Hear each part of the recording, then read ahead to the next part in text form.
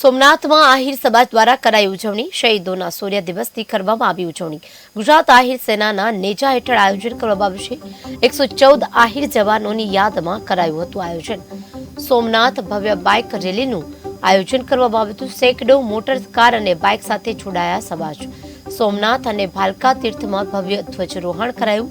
માજી કેબિનેટ મંત્રી જવાહર ચાવડા જોડાયા। પ્રદેશ કોંગ્રેસ ઉપપ્રમુખ હીરાભાઈ જોટવા પણ હાજર રહ્યા। 114 આહિર જવાનોની યાદમાં કરાયું હતું આયોજન। વેરાવળથી સોમનાથ, સોમનાથથી ભાલકા સુધી આ રેલીનું આયોજન કરવામાં આવ્યું હતું। મોટી સંખ્યામાં લોકો આ રેલીમાં જોડાયા હતા। માજી કેબિનેટ મંત્રી જવાહર ચાવડા પણ જોડાયા હતા। પ્રદેશ કોંગ્રેસ ઉપપ્રમુખ હીરાભાઈ જોટવા પણ આ રેલીમાં હાજર રહ્યા હતા। ગુજરાત આહિર સેનાના નેજા હેઠળ આયોજન કરાયું હતું। 114 આહિર જવાનોની યાદમાં આયોજન કરવામાં આવ્યું હતું। આ ભવ્ય આયોજનમાં બાઇક રેલીનું આયોજન કરાયું। સેંકડો મોટર કાર અને બાઇક સાથે જોડાયો હતો સમાજ। ત્યારે કેબિનેટ મંત્રી જવાહર ચાવડા પણ આ રેલીમાં જોડાયા હતા। 114 આહિર જવાનોની યાદમાં કરાયું છે આયોજન। સોમનાથથી ભાલકા સુધી આયોજન કરાયું હતું।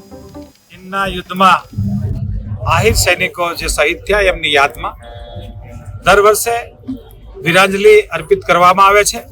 એવી જ રીતે આજે આહિર સેના વતી, આહિર સેનાના કાર્યકરો વતી સોમનાથને ધ્વજારોપણ કરી, ભગવાન કૃષ્ણને ધ્વજારોપણ કરી અને એક સભામાં એમની શ્રદ્ધાંજલિનો જે કાર્યક્રમ છે, ત્યારબાદ મહાપ્રસાદનું આયોજન છે।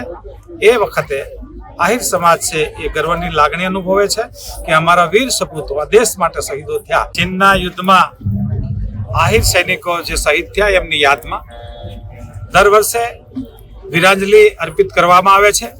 એવી જ રીતે આજે આહિર સેના વતી, આહિર સેનાના કાર્યકરો વતી સોમનાથને ધ્વજારોપણ